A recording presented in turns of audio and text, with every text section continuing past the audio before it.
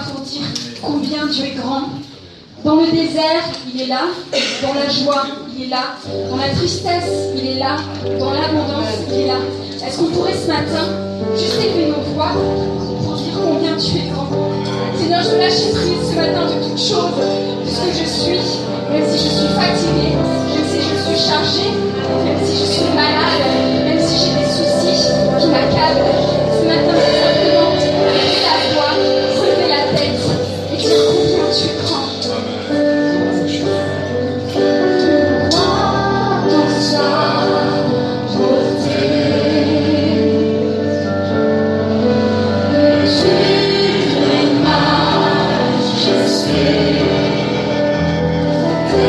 Dans la joie,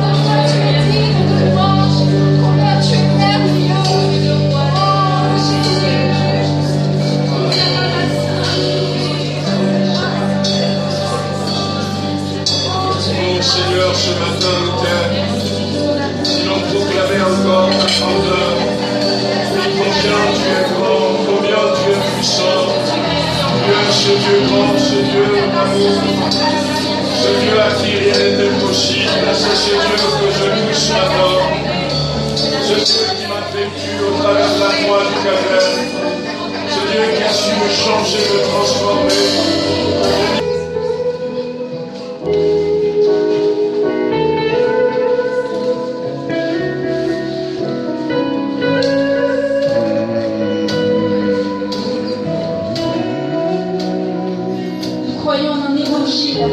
Victorieux. Même si tu passes par des moments difficiles, Dieu t'invite simplement à te blottir dans ses bras, à compter sur sa force, sur sa puissance pour te relever. Dieu est un Dieu puissant et je crois qu'à travers la louange, Dieu délivre, Dieu guérit, Dieu relève. Et c'est ce que nous voulons ce matin. Moi, j'ai soif de connaître ce Dieu qui guérit, ce Dieu qui délivre, qui brise les chaînes.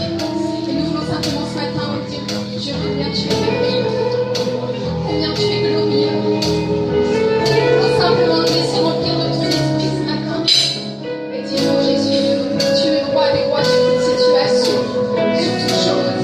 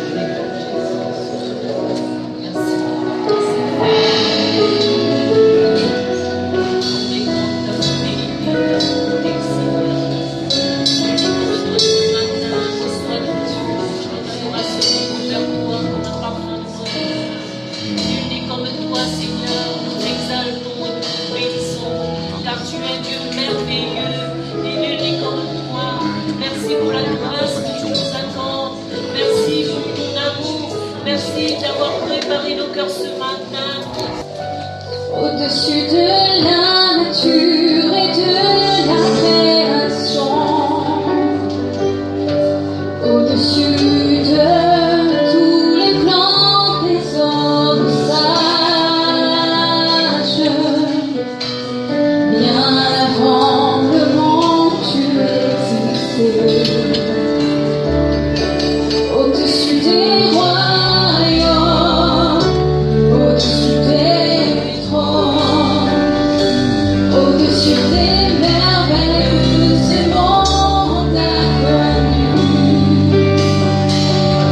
par-dessus tous les trésors de la terre, rien ne peut mesurer ta valeur.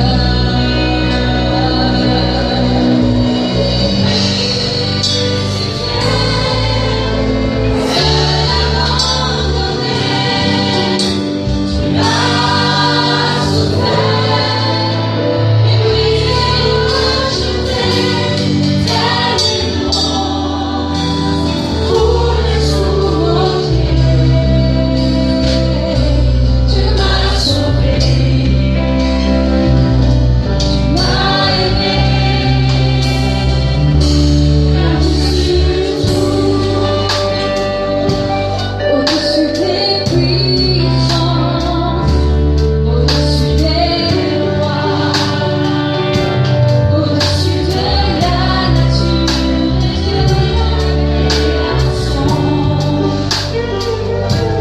au-dessus de tous les plans des hommes sages, bien avant le monde tu existais. Au-dessus des royaumes, au-dessus des trônes, au-dessus des merveilles que ce monde a connues, par-dessus tous les trésors de la terre, rien ne peut mesurer ta valeur.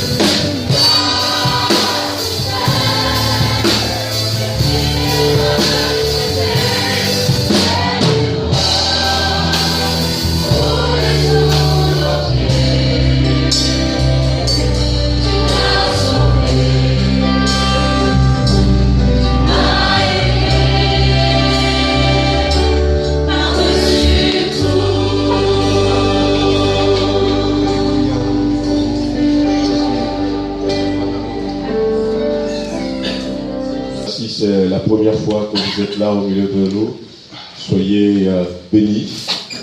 Amen.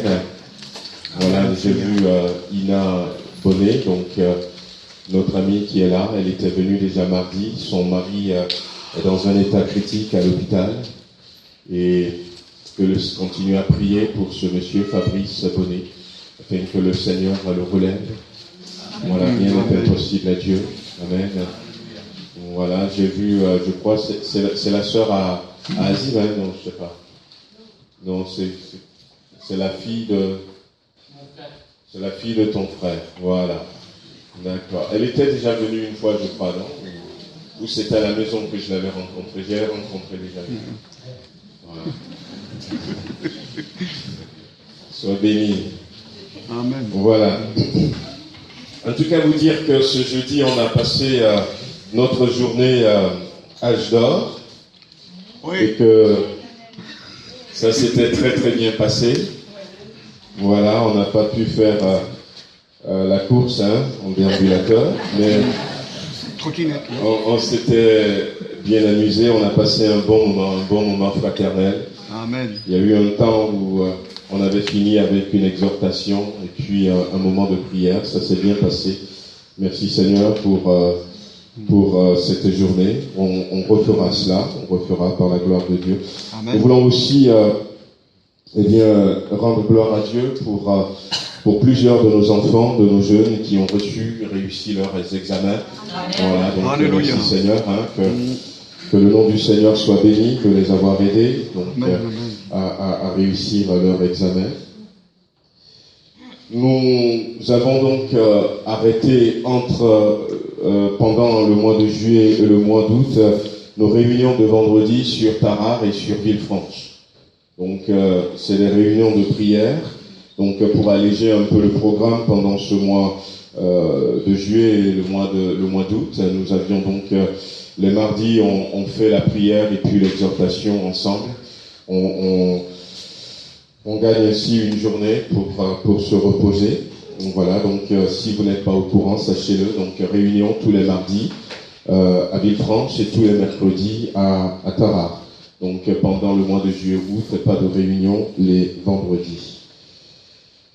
Je voudrais vous rappeler, donc on a donc Nick Vujtek, là, donc que certains connaissent, pas de bras, pas de jambes, pas de limite.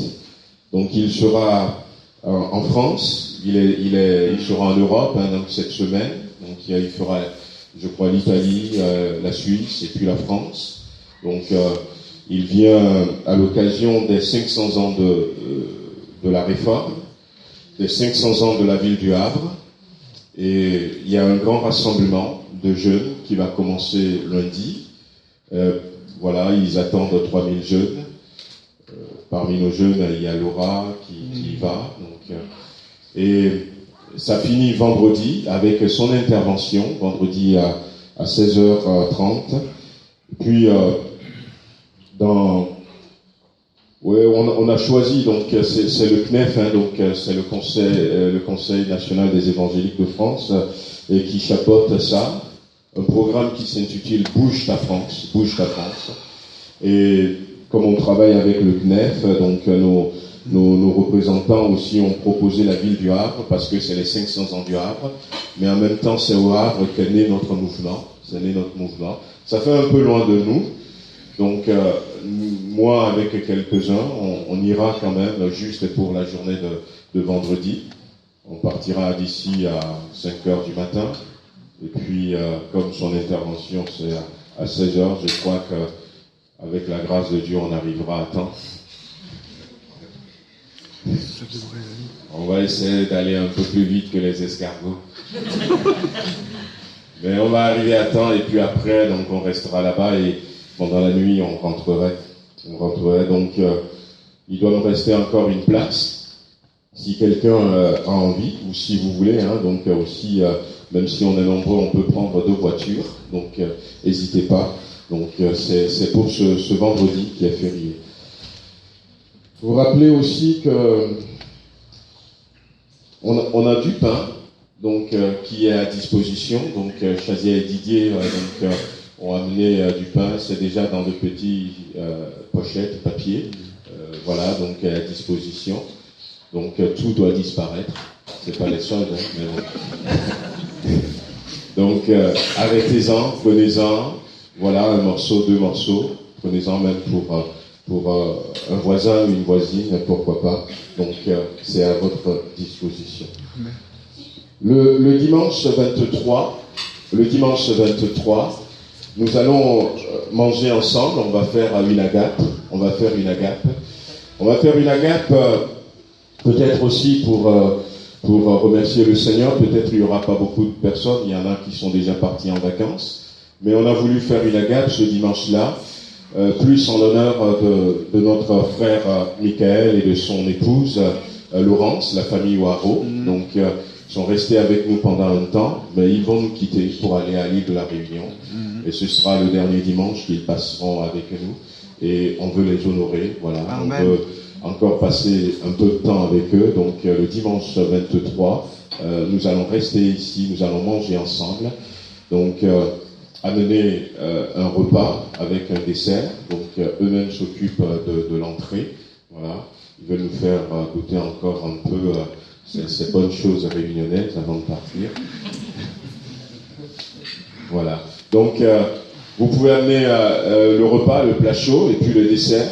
Et l'entrée et les boissons, on s'en occupe. Voilà. On s'en occupe. Voilà. Donc notez-le bien. Et puis si vous êtes là, ce sera avec plaisir.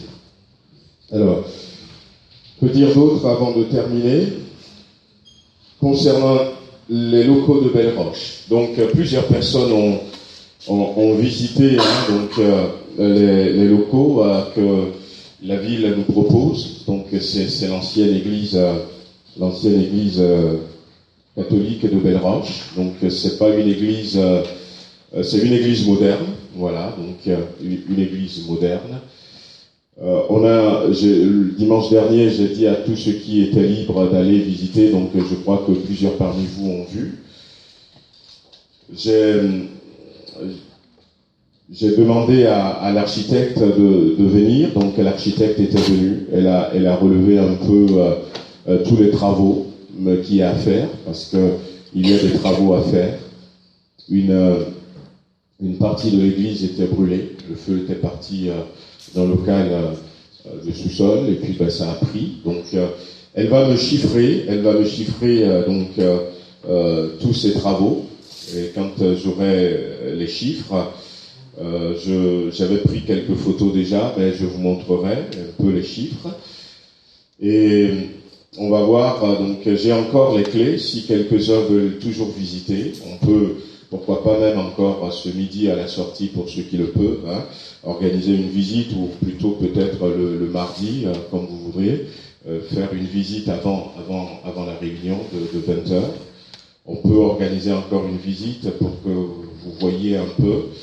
Alors, j'aimerais que nous puissions prier pour que le Seigneur nous conduise.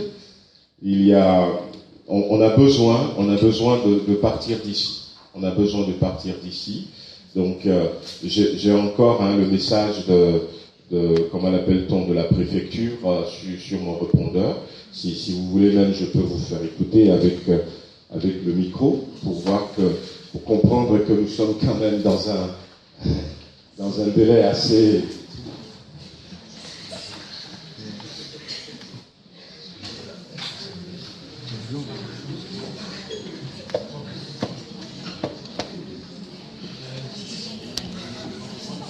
Le maire m'avait dit, on ferme les yeux, mais on ne peut pas toujours fermer les yeux, monsieur PMQ. Alors chaque fois, on leur dit, c'est parce qu'on veut déménager. Mais on n'a rien de concret. On ne leur jamais présente quelque chose. On veut déménager, et voilà, donc ils sont un peu fatigués de nous entendre dire, on ne fait pas les choses comme il faut parce qu'on veut déménager. À un moment donné, ils vont dire, voilà, il se joue de nous, je ne sais pas, et puis ils vont prendre cette décision. Donc on a besoin quand même de prier sérieusement pour ce problème. Il faut savoir que voilà, le gouvernement actuel n'est pas plus tendre, donc vis-à-vis de nous. Qu'au mois de novembre, il y a une loi qui va sortir pour remplacer la loi sur l'état d'urgence. Et dans cette loi, il y a des contraintes qui nous touchent. Voilà, il y a des contraintes qui nous touchent. Donc c'est une loi qui veut lutter contre l'extrémisme, mais il y a des termes, malheureusement, qui nous touchent. Et voilà, si d'ici là, on n'est pas en règle, voilà, les gens vont nous sourire, comme ça se passe, en disant, oui, mais je ne peux pas faire autrement, parce que la loi, c'est la loi. Voilà. Donc on a besoin de prier sérieusement. Je disais donc la dernière fois à quelqu'un que j'aimerais bien retourner à la préfecture pour leur dire soyez patients envers nous, mais je n'ai rien pour leur présenter. Une fois de plus, je n'ai rien pour leur présenter en disant voilà, donc on a signé un compromis, on est dans une démarche, c'est sûr, voilà, on n'a rien. Voilà, donc je vous prie de vraiment prendre ça à cœur, que le Seigneur nous fasse grâce, et si c'est Belle-Roche ou si c'est ailleurs, que les choses se fassent rapidement, parce qu'ils sont impatients de l'autre côté. Amen. Donc, dites-moi, moi j'ai encore les clés, je dois rendre les clés cette semaine, les clés de Belle-Roche, mais je ne les ai pas rendues. Donc, si quelques-uns veulent visiter, même ce midi encore, hein, ou encore si vous voulez visiter peut-être mardi avant la prière, dites-moi, et puis on organiserait encore une visite pour voir si ça peut convenir. Je pense que ça peut convenir parce que tous ceux qui ont visité ont donné leur avis, mais je crois que ce qui revient le plus, c'est que ça peut convenir. Voilà, ce matin, j'aimerais que nous puissions aller dans l'Ancien Testament, dans le 2e livre des Rois.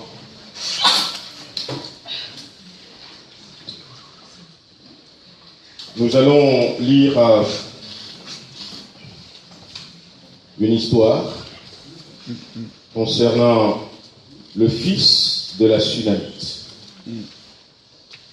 Vous avez déjà entendu parler de cette dame, pour la plupart d'entre nous. On va lire à partir du verset 8.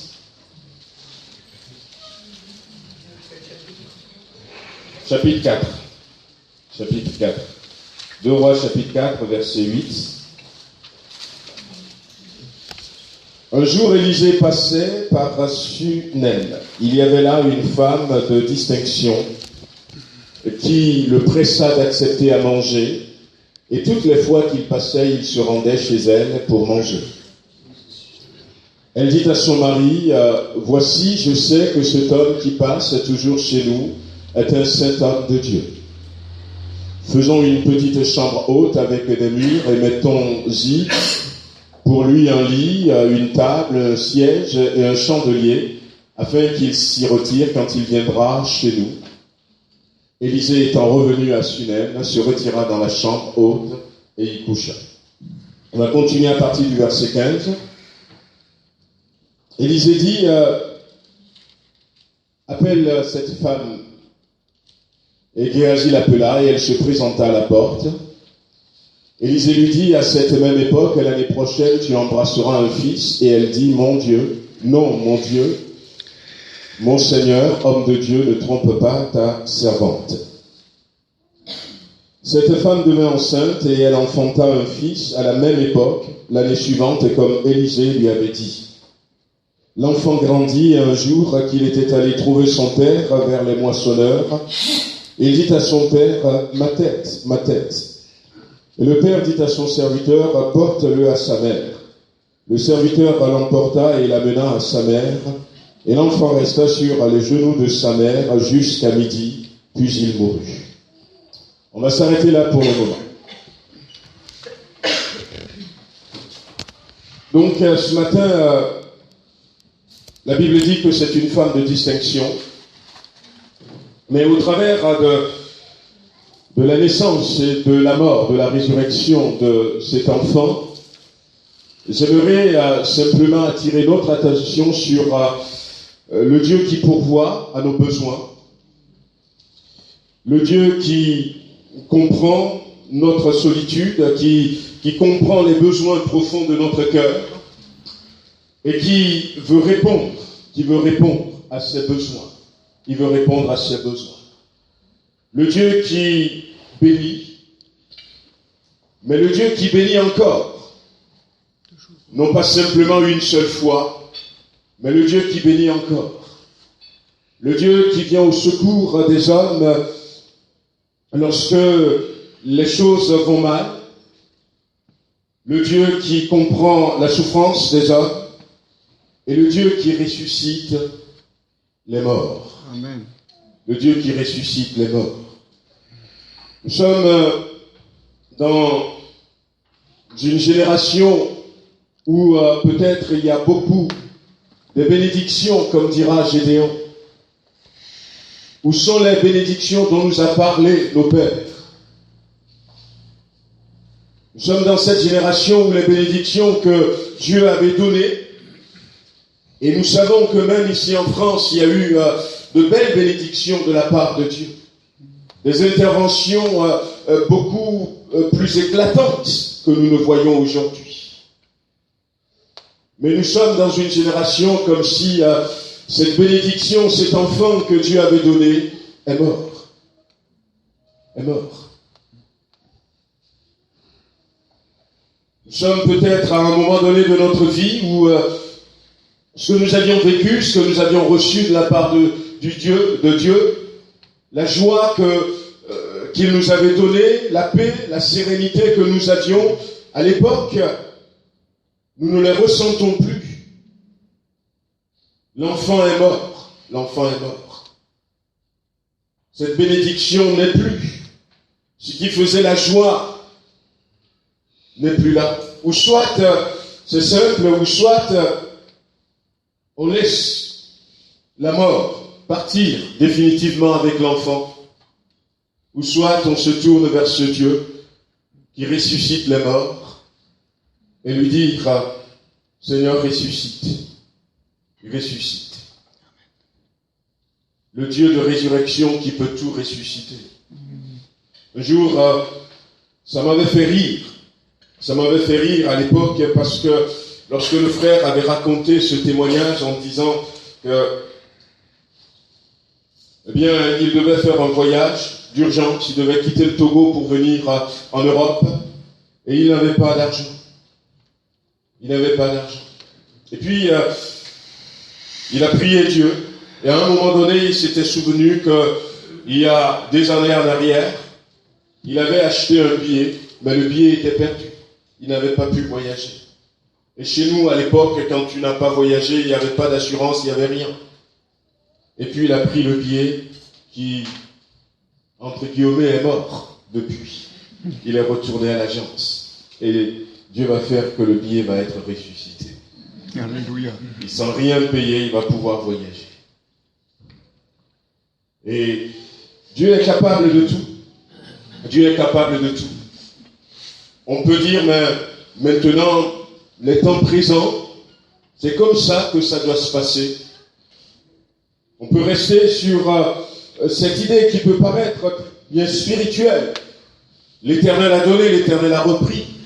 Que le nom de l'Éternel soit béni. Ou on peut dire, non, l'Éternel a donné, et même si la sentence vient de l'Éternel, tout comme Ésaïe a dit au roi Ézéchias, ainsi parle l'Éternel, donne tes ordres à ta maison, parce que tu vas mourir. On peut se dire que même si l'ordre vient de l'Éternel, eh bien, il est encore capable de changer les choses, Amen. de nous accorder encore un temps de bénédiction, de nous accorder encore un temps de relèvement, un temps de restauration, de nous accorder encore un réveil, de nous accorder encore la joie. Amen. Alors, on va se tourner d'abord vers lui pour voir s'il ne veut pas ressusciter cet enfant. Eh bien, s'il ne le veut pas, il nous le dira. Il nous dira que le temps est révolu. Mais ne laissons pas les choses comme ça. Prenons une décision. Prenons une décision. Et la décision de cette maman, c'est que son enfant retrouve la vie. Retrouve la vie. Et au final, quand nous lisons la suite de cette histoire, à la fin, au verset 37, la Bible dit qu'elle alla se jeter à ses pieds, se prosterna contre terre, elle prit son fils et sortit parce que Élisée avait prié Dieu et l'enfant était ressuscité. L'enfant était ressuscité. Et si j'avais envie de partager ça avec vous ce matin, vous aviez compris le désir de mon cœur, c'est que nous ne soyons pas de ceux qui vont dire c'est fini, il faut que ça reste comme ça, mais d'être plutôt de ceux qui veulent bousculer les choses. Amen. Pour voir si l'Éternel ne nous enverrait pas encore. Une autre bénédiction, c'est de refuser la fatalité tant que Dieu ne nous avait pas parlé clairement. C'est de dire, je veux me lever encore, je veux me lever encore, et continuer à regarder en ce Dieu qui avait créé Adam et Ève, et qui avait pour eux un plan merveilleux. Mais Adam et Ève étaient tombés dans le péché, mais Dieu n'était pas resté là. Il a suscité un deuxième Adam pour restaurer les choses. Ce Dieu qui, à un moment donné, va être ce Dieu qui va dire non, non, je ne veux pas rester dans la fatalité, mais je veux encore bénir cette humanité qui s'était rebellée contre moi. Être de ceux qui veulent croire que on peut revivre ce que nos pères ont vécu. Alléluia. Être de ceux qui veulent croire qu'on peut vivre même ce que Christ a vécu. Et comme lui-même nous l'avait dit, vous ferez de plus grandes choses. Non pas en disant, je ne veux pas que vous me dépassiez, mais je veux que vous fassiez de plus grandes choses. Se tourner vers lui, chercher sa face, bousculer peut-être nos habitudes. Et c'est ce que nous allons voir au travers de ces 4 hommes qui entourent cette histoire, cette résurrection. Quel rôle est-ce que je peux jouer? Quelle attitude est-ce que je peux avoir pour revivre cette bénédiction? Cette bénédiction. Oh, bien-aimé, lorsque le vent de Dieu souffle, lorsque le Saint-Esprit se manifeste, qu'est-ce que c'est merveilleux. Amen. Qu'est-ce que c'est merveilleux. C'était comme pour certains au milieu de nous, au tout début de leur conversion. Aucune réunion n'est trop longue. Les réunions ne sont pas beaucoup. On vivait comme ce que David disait, je désire habiter dans la maison de Dieu.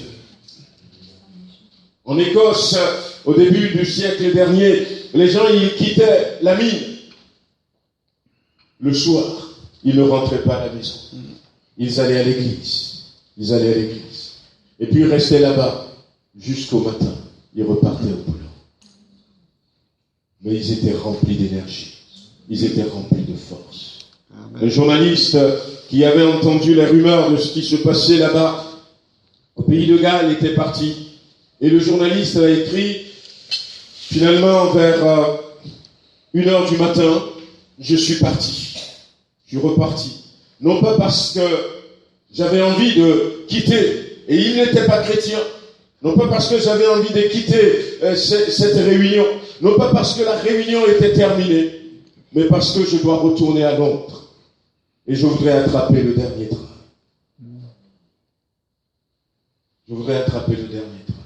La Bible dit que Dieu est celui qui veut faire. Jésus a dit, mon Père agit jusqu'à maintenant, et moi aussi j'agis. Amen. Je crois que Dieu veut que nous soyons les acteurs, ceux qui vont jouer un rôle pour que nous voyions à nouveau sa gloire se manifester. Amen. Sa gloire se manifester. Voyez-vous, c'était en 96. En janvier 96. Ça fait quelques années déjà.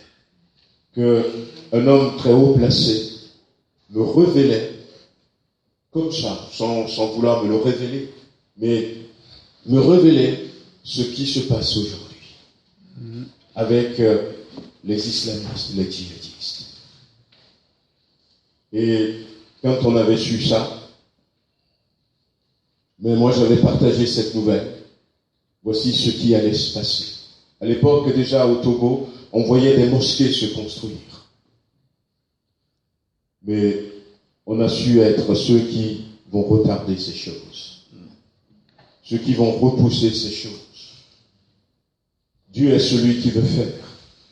Je ne sais pas dans quelle situation vous êtes ce matin. Peut-être comme cette maman, bien, vous aviez vécu une belle bénédiction Mais aujourd'hui, cette bénédiction n'est plus. Ou peut-être que quelques-uns ne l'ont pas encore vécu, mais vous êtes dans cette situation où vous saviez qu'il y a quelque chose qui vous manque. Quelque chose que vous ne possédez pas. Eh bien, Dieu est celui qui est capable de vous donner cet enfant, cette guérison, ce conjoint. Dieu est capable. Mais c'est à nous de jouer le bon rôle. Le bon rôle pour voir venir la bénédiction, la résurrection. Amen. Il y a ces 4 hommes qui étaient là autour de la résurrection de cet enfant. Il y a le papa, la maman, il y a Élisée et Géasi.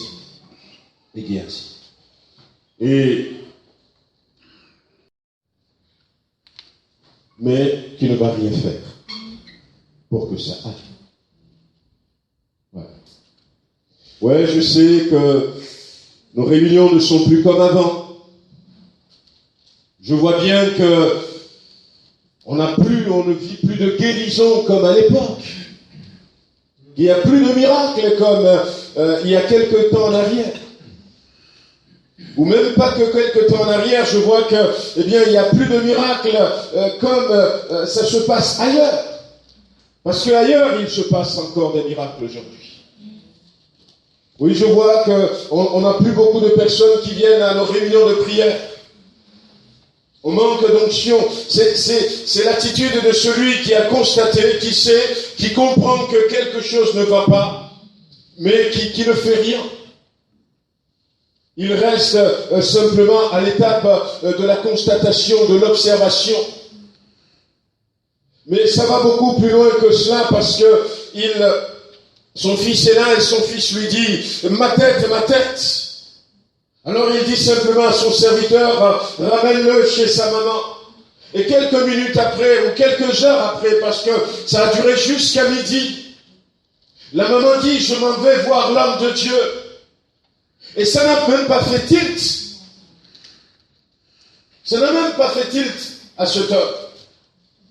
En disant, mais, et l'enfant, comment va-t-il? C'est quelqu'un qui peut manquer de discernement. Et qui veut continuer comme ça se passe. Ben moi, c'est pour ça l'apôtre Paul dira dans Romains chapitre 12, ne vous conformez pas au siècle présent, c'est-à-dire ne vous coulez pas dans le moule de la société. Ne rentrez pas en conformité, en conformisme avec ce qui se fait. Mais soyons de ceux qui vont prendre du recul.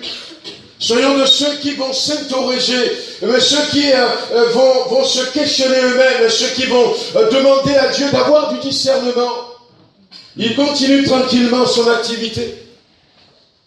Et même lorsqu'il va poser une question, eh bien c'est une question entre parenthèses déplacée. Mais pourquoi veux-tu aller chez l'homme de Dieu? Et ça ne lui dit rien, ça ne le réveille pas. Le Père, c'est l'attitude de ceux qui sont endormis. Ceux qui sont endormis. Et qui ont besoin d'être réveillés. Ceux dont la conscience a été atteinte, touchée. C'est Nicky Cruz qui disait, dans son témoignage, j'avais tué ma conscience. Parce qu'au tout début, quand il avait commencé à faire du mal, sa conscience va lui reprocher. En disant, tu viens de faire du mal. Mais il a dit, j'ai réussi à tuer ma conscience. Comme ça, je n'entends plus. Ceux qui ont besoin peut-être de venir ce soir. Le papa, c'est aussi l'image de quelqu'un qui ne sait pas où se trouvent les priorités. Nous allions parler mardi d'Ésaü, le frère de Jacob. Et de ce que Dieu dira plus tard, j'ai préféré Jacob à Ésaü. Et nous disions que Ésaü n'a pas su donner de la valeur, de l'importance aux choses spirituelles, aux choses de Dieu, aux choses qui sont divines. Et je disais qu'il s'était assis, il a mangé la lentille, il s'est levé, il a secoué ses vêtements, il est parti. Tant pis pour le droit d'aînesse. Ça n'a pas plus de valeur comme plat de lentilles. Et cet homme, ce qui est matériel, a plus de valeur que son fils. Que son fils. Là, imaginez que l'enfant meurt. Jésus disait à cet homme riche, tout ce que tu as préparé, pour qui sera-t-il? Pour qui sera-t-il? Et Jésus va appeler cet homme riche insensé.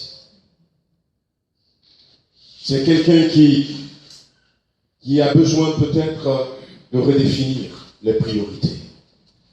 Bien-aimés, nous sommes à la fin des temps. La trompette est à la bouche.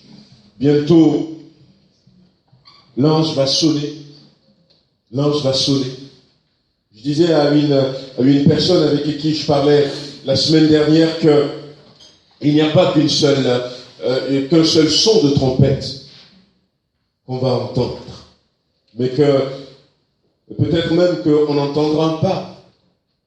Mais l'apôtre Paul a dit au son de la dernière trompette. Et lorsque cette sœur partageait avec moi ce qu'elle vivait, ce qu'elle ressentait sur son cœur, je dis, mais parce que il y a eu déjà des sons de trompette. Et je lui ai expliqué que, vous savez, quand le peuple était dans le désert, d'abord, on ne sonnait pas la trompette comme ça et puis il partait. On sonnait d'abord la trompette pour dire au peuple, nous allons partir. Alors ceux qui étaient en train de préparer commencent à ranger leurs affaires. Après on sonne encore la trompette, soyez prêts. Et quand on sonne encore la trompette, ils se rassemblent. Ils ont fini de faire leurs valises. Ils se rassemblent. Et c'est seulement au son de la dernière trompette qu'ils commencent à marcher. Et j'ai expliqué à cette sœur qu'il y a eu pas mal de sons de trompette et déjà. C'est pour ça qu'elle ressentait ce qu'elle ressentait. Mais quand on est comme le père de cet enfant, on n'entend pas les sons des trompettes, parce qu'on est endormi, parce que notre conscience n'est pas réveillée. On a changé la place des priorités. On va partir. On va tout laisser, parce que là-bas, il y a une beauté extraordinaire. Amen. Il y a un trésor inestimable. Il y a quelque chose de fabuleux qui nous attend. Oui. Ne soyons pas de ceux qui vont se comporter comme cet homme, mais soyons de ceux qui vont comprendre que les temps sont courts. La Bible nous dit que Jésus avait compris et il avait donné la priorité. Il a été même un peu trop loin parce que déjà, à 12 ans, il était dans le temple. Et ses parents vont le trouver. Il va dire, mais je m'occupe des affaires de mon père. Je m'occupe des affaires de mon père. Et lorsque les disciples étaient venus, alors qu'il revenait, alors que lui, il était là, à Samarie, au bord de ce puits, allez, maître, viens manger. J'ai déjà mangé. Ma nourriture, c'est de faire la volonté de mon Dieu. Mais ne soyons pas, même si Dieu ne nous dit pas de tout abandonner, ne soyons pas de ceux qui vont dire, je laisse Dieu derrière. C'est d'abord ma carrière. C'est d'abord mon foyer. C'est d'abord, je ne sais pas, tout ce qui peut nous retenir. Nous replaçons les priorités. Amen. Et puis, la deuxième personne à qui nous ne devons pas ressembler, eh bien, c'est Géasi. Géasi. Alors, on va continuer la lecture un peu.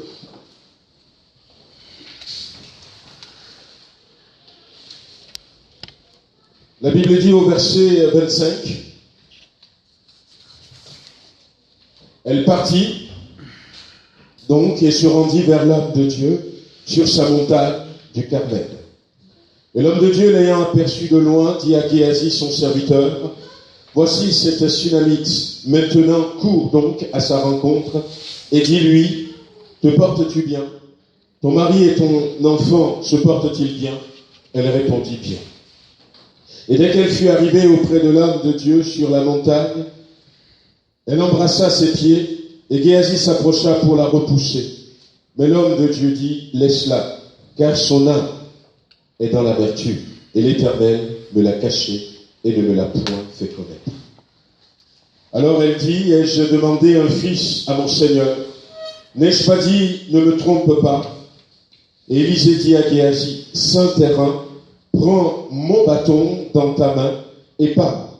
Si tu rencontres quelqu'un, ne le salue pas. Et si quelqu'un te salue, ne lui réponds pas. Tu mettras mon bâton sur le visage de l'enfant. La mère de l'enfant dit, l'Éternel est vivant et ton âme est vivante. Je ne te quitterai point. Et il se leva et la suivit. Géasi les avait devancés. Il avait mis le bâton sur le visage de l'enfant, mais il n'y eut ni voix, ni signe d'attention. Il s'en retourna à la rencontre d'Élisée et lui rapporta la chose en disant, l'enfant ne s'est pas réveillé. Géasi, malheureusement pour lui, Géasi va pas réussir là où Élisée a réussi. Élisée avait suivi Élie. Élisée a reçu une double portion de l'onction qui était sur Élie. Géasi aurait pu aussi recevoir une double portion, puisqu'il a dû entendre parler tout autour de lui. Il était avec son maître, il aurait pu. Et continuer ainsi, c'était lié de grands prophètes. Mais Géasi avait mal terminé. Il avait mal terminé. Parce que c'est le type de celui qui est en communion avec le Seigneur, mais en communion superficielle. La relation de Géasi avec Dieu n'était pas une relation profonde. Jésus disait à Pierre, dans Luc chapitre 5, amenez la barque en eau profonde et jetez vos filets. Et c'est vrai que pour vivre des choses intenses avec Dieu, il faut aller un peu plus en profondeur. Il ne faut pas rester superficiel. Mais il faut être de ceux qui sont prêts à plier le genou. Ceux qui sont prêts, comme on le verra pour cette maman, qui va garder son enfant sur ses genoux jusqu'à midi. Ceux qui sont prêts peut-être à se sacrifier. La Bible nous dit, j'ai parlé d'Élisée, il a servi Élie pendant 20 ans. Dieu a dit à Élie, tu vas oindre Élisée, prophète à ta place. Et quand Élie était arrivé, il a jeté son manteau sur Élisée. Élisée était en train de travailler. Élisée a couru derrière Élie, a dit, mon Seigneur, permets-moi que je salue, que je dise au revoir à ma maison. Et il est parti. Pendant 20 ans, il versait de l'eau sur la main d'Élie. Un homme qui a su se sacrifier. Mais un homme qui avait de la persévérance aussi, Élie. Ce n'est pas le cas de Géasi. Lorsque Élie partait, il dit, attends ici, le Seigneur m'envoie à Bethel. Aussi vrai que l'Éternel est vivant, j'irai avec toi. Le Seigneur m'envoie à Gilgal. Aussi vrai que l'Éternel est vivant, j'irai avec toi. Le Seigneur m'envoie au Jourdain. Aussi vrai que l'Éternel est vivant, j'irai avec toi. Il va aller jusqu'au bout. Et Géasi, malheureusement, c'est le type de personnes qui ne veulent rien payer pour avoir la bénédiction de Dieu. Bien aimé, la bénédiction de Dieu, ça coûte. Ça coûte. Quand on prêche l'évangile, quand on dit souvent donnez votre cœur à Jésus-Christ et vous serez pardonnés, vous serez sauvés, certaines personnes peuvent penser que l'évangile est gratuit. Quand Jésus dit vous avez reçu gratuitement, donnez gratuitement, certes, ça ne va rien coûter à celui qui entend et celui qui veut accepter le plan de salut. Mais à partir de là va commencer une marche chrétienne. Une marche sur un chemin que Jésus a dit est étroit et resserré. Non pas une marche sur un chemin large et spacieux. Non. L'évangile a coûté la vie de Jésus-Christ. L'évangile lui a coûté des souffrances. Il n'y a eu aucun homme au monde qui soit aussi détesté que Jésus-Christ, même jusqu'à aujourd'hui. Mais c'est le prix qu'il avait accepté de payer pour que nous puissions avoir la vie. Et si nous aussi on veut être bénis, soyons de ses imitateurs. Soyons de ses imitateurs. C'est vrai qu'il a tout accompli, mais nous avons besoin de nous déplacer. Nous avons besoin de faire un effort. Nous avons besoin de nous consacrer. Nous avons besoin d'aller en profondeur pour aller chercher cette bénédiction qu'il a obtenue pour nous. Amen. Si nous ne faisons pas d'efforts, eh bien nous serons comme Géasi. Alors, il est là, présent. On pourrait dire qu'il est en train de jouer un rôle.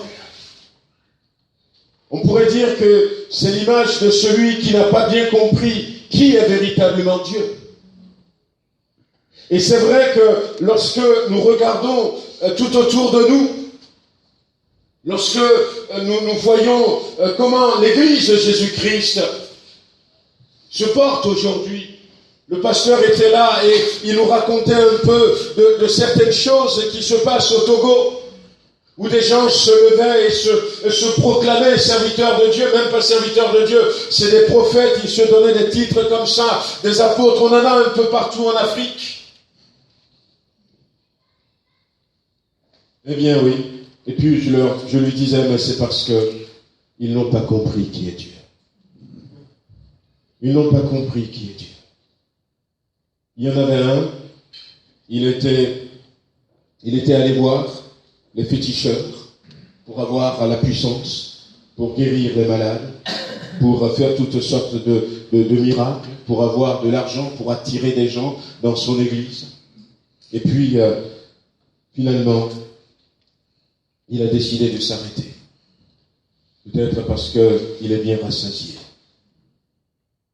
Et avant même qu'il ne s'arrête, le diable l'a tué. Ce n'est pas Dieu qui l'a tué. Le diable l'a tué. Il a écrit un courrier à un pasteur qui était honnête et lui a dit, voilà, je ne sais pas, maintenant je veux m'arrêter, est-ce que je peux venir? Et est-ce que tu peux prier avec moi? Je veux me repentir, je veux m'arrêter. Et alors qu'il prenait la voiture pour aller, il est mort. Il y a certains qui pensent qu'ils peuvent, comme malheureusement ce fut le cas de Judas Iscariote. Ils pensent qu'au nom de Jésus, on peut rouler les autres. On peut faire comme on veut. Comme on veut. Je crois, et c'est mon interprétation à moi. C'est parce que la Bible dit que, eh bien, la Bible dit qu'il était avec Jésus-Christ et il volait dans le tronc. Il volait dans la bourse. Alors, voilà, parce que peut-être il n'a pas compris. C'est des chrétiens qui sont légers. Des chrétiens qui sont peu spirituels. Des chrétiens qui sont là, dans le groupe avec les autres. Des chrétiens qui peuvent dire, eh bien, écoutez, ouais, je vais vous raconter le jour où Jésus m'a choisi pour faire partie des 12. Judas aurait pu raconter cette histoire. Oui, parce qu'il fait partie même des 12. Mais c'est des chrétiens qui, eh bien, ne connaissent pas Dieu et qui vivent leur vie tranquillement, qui veulent profiter des bénédictions de Dieu sans le Dieu des bénédictions. On veut les bénédictions, mais on ne veut pas le Dieu des bénédictions. On veut la chose, mais on ne veut pas payer le prix pour l'avoir. Pour l'avoir. Et il pensait peut-être faire une bonne affaire avec Jésus. Il est allé voir, je parlais de Judas, il est allé voir les sacrificateurs, on dit, mais combien est-ce que vous me donnez? Je vais vous le livrer. Il pensait que peut-être qu'on ne pourra pas arrêter Jésus. Il pensait peut-être que Jésus va faire encore un miracle. Après, il dira, écoutez, un contrat, c'est un contrat. Moi, je vous l'ai livré. Si vous n'avez pas pu le capturer, c'est pas mon affaire. Et je vais gagner 30 pièces d'argent comme ça. Mais parce qu'il ne connaissait pas Dieu. Il ne connaissait pas le plan de Dieu. Et Géasi était de ceux-là. Géasi était de ceux-là qui, ils sont là autour des hommes de Dieu, mais ce qui les intéresse, par-dessus tout, ce n'est pas l'onction. Ce qui les intéresse, ce n'est pas l'intimité profonde avec Dieu. Ce qui les intéresse, ce n'est pas les choses de Dieu. Les choses de Dieu.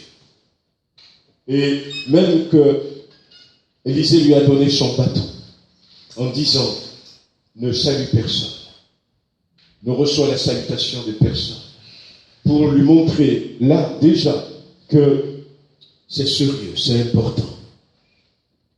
Ce qui se passe, la situation dans laquelle on est, c'est une situation importante. Servir Dieu, et là, ça aurait pu, par exemple, lui parler. Il aurait pu dire, mais comment se fait-il que j'ai fait ce que mon maître m'a dit? Mais l'enfant n'est pas ressuscité. Mais au chapitre 5, nous allons voir Élisée courir derrière Naaman pour de l'argent. Nous allons voir Élisée mentir. Et Géasi mentir, autant pour moi. Géasi mentir pour les biens terrestres. Pour les biens terrestres. Mais souvent, on n'a pas l'intention d'aller jusque-là. On ne veut pas mentir, on ne veut pas voler. Mais quand on est un chrétien peu spirituel, quand on est un chrétien qui ne veut pas souffrir, quand on est un chrétien qui ne veut pas aller en profondeur dans l'intimité de Dieu, finalement, ces choses tombent sur nous. C'est des conséquences. À un moment donné, on se retrouve en train de dire un mensonge. À un moment donné, on se retrouve en train de voler. Mais, encore une fois, pour revenir à la fin des temps, Élisée, c'est le type de celui encore qui n'a pas de discernement.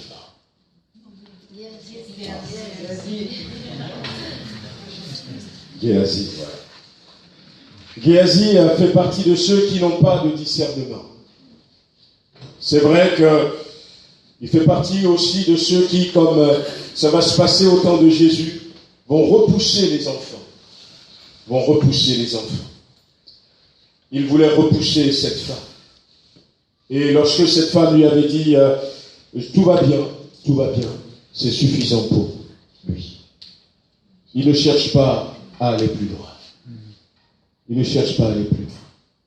Et c'est Élisée qui dira, son âme est en souffrance.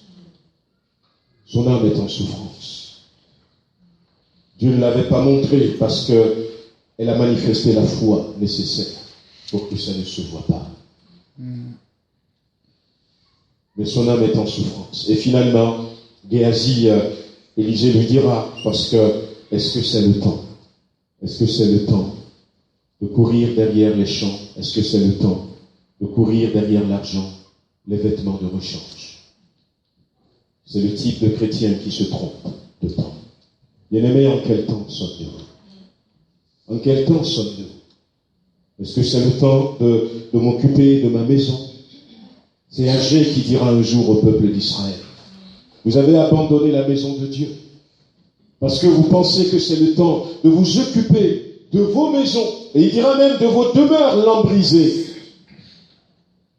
Ne nous trompons pas de temps. En quel temps sommes-nous? Est-ce que c'est le temps de revenir à la sainteté? Est-ce que c'est le temps de revenir à la sanctification? Est-ce que c'est le temps de revenir à la prière? Est-ce que c'est le temps de sauver des âmes? Est-ce que c'est le temps de m'investir pour Dieu? Oui. Géasi s'est trompé de temps et il n'a pas pu jouer un bon rôle dans l'accomplissement de ce miracle.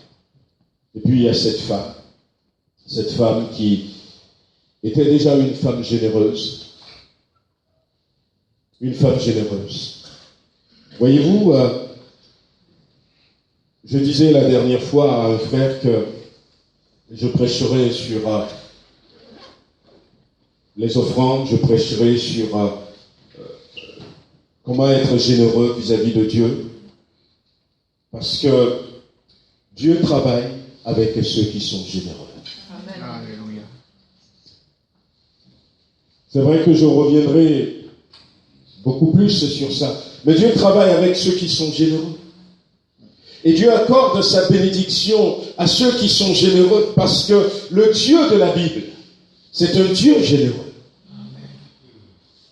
Dieu a tellement aimé le monde qu'il a donné. Et ce qu'il a donné, c'est plus que l'argent, c'est plus que l'or. Et ce qu'il nous donne tous les matins, Dieu est un Dieu qui donne.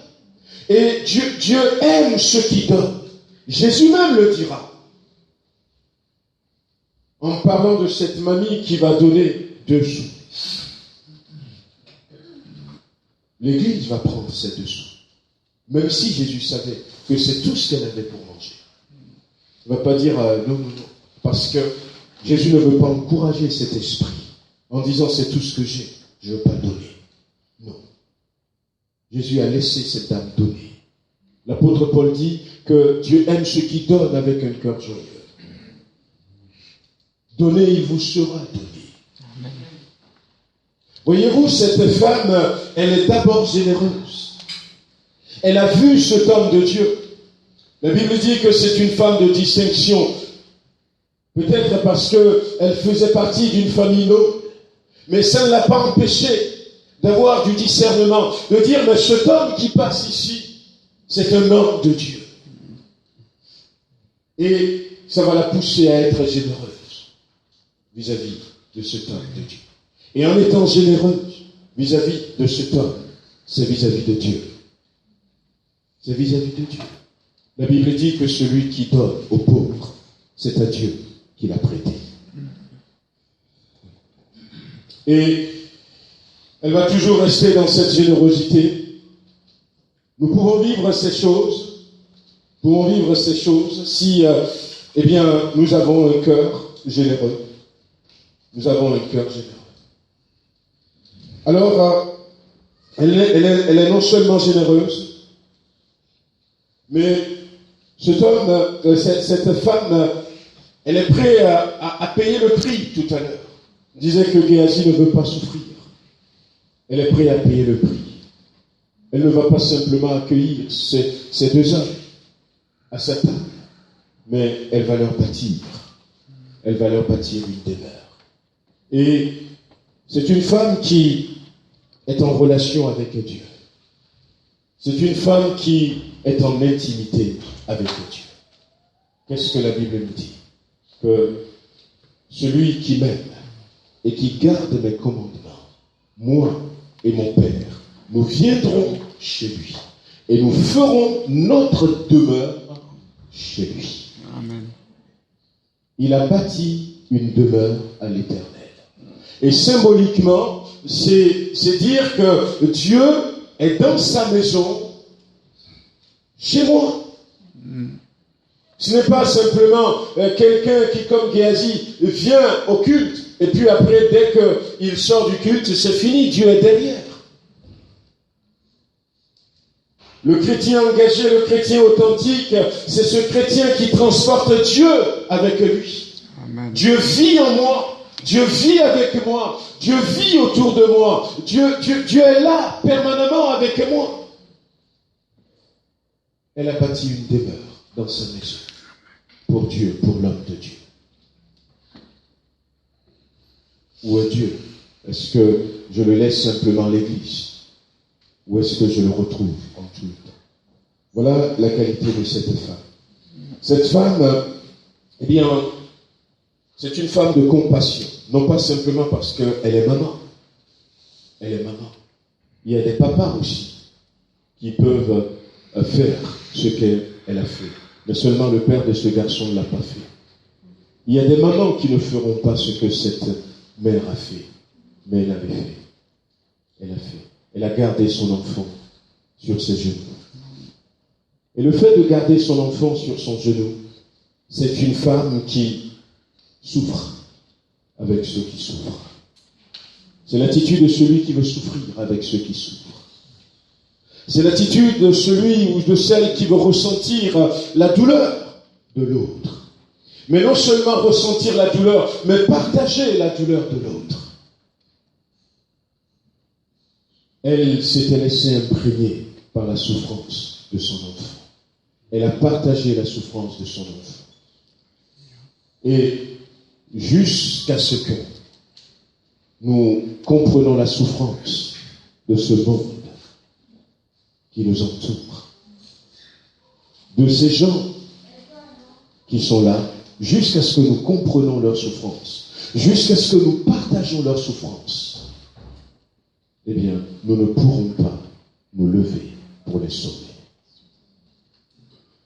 C'est pour ça que Christ est descendu. Il s'est fait homme. Et il s'était rendu obéissant. Il s'est fait esclave pour nous comprendre, pour sentir notre misère. Pour sentir notre misère et pour nous sauver. Et c'est l'image que cette femme a présentée. Ce n'est pas quelqu'un qui ne s'intéresse pas, non, pas du tout. Mais c'est quelqu'un qui s'intéresse, quelqu'un qui n'ignore pas. Ici, c'est vrai, c'est son fils, mais c'est l'attitude de celui qui n'ignore pas la souffrance des autres. C'est un cœur compatissant. Cette femme, on l'a déjà dit, elle avait du discernement. Elle avait du discernement. Cette femme, elle est restée humble, même si la Bible dit que c'est une femme de distinction. Elle va se prosterner aux pieds du serviteur de Dieu. Elle est restée dans l'humilité. Cette femme, elle a compris. C'est une femme qui a compris l'enjeu dont il est question. Elle a du discernement. Pourquoi est-ce qu'elle n'a pas dit « Ah, ça me rassure ». Et puis elle dit Géasi n'était même pas encore arrivé qu'elle avait dit à Élisée « Je ne partirai pas sans toi ». Pourquoi n'a-t-elle pas fait confiance à Géasi? Pourtant, ce n'est pas une femme qui manque de foi. Elle a su dire « Tout va bien » parce qu'elle a compris. Elle a compris l'ampleur du combat spirituel. Et elle sait que Géasi n'avait pas le poids. C'est jusqu'où va son discernement. Elle a compris que même que Géasi aille, même qu'il ait le bâton du prophète, elle sait jusqu'où aller pour que le réveil se produise. Bien-aimés, on a des choses à apprendre de cette femme. Savions-nous jusqu'où il faut aller pour produire le réveil? Tout comme Élisée, avant elle, savait jusqu'où il faut aller pour avoir une double portion de l'onction qui était sur elle. Elle savait. Elle savait. Et si nous avons ça, eh bien ça nous fera un grand bien. Parce que quelque chose qui va se passer, ou ce qui se passe tout autour de nous, eh bien, nous n'allons pas avoir peur. Nous n'allons pas nous inquiéter. Et lorsque nous nous mettrons à genoux, nous prierons les bonnes prières pour que la situation soit débloquée. Et nous vivrons encore cette bénédiction. Cette bénédiction. Que le Seigneur nous bénisse ce matin. Le Seigneur a parlé à plusieurs reprises. Peut-être au travers des cantiques, peut-être au travers de la prière de quelqu'un, peut-être au travers de ce que nous venons de partager. Le Seigneur a parlé au travers de ces paroles qui ont été données, en disant à quelqu'un, tu as besoin peut-être de commencer à prendre la décision de souffrir pour moi. Tu as besoin d'aller jusque-là. Le Seigneur a montré un endroit à quelqu'un ce matin, au travers de tout ce qui a été dit. C'est là que je veux que tu ailles. Jusque-là. Nous allons prier encore et demander au Seigneur de nous aider. Peut-être quelqu'un ce matin Dis-moi, je suis comme le père de ce garçon.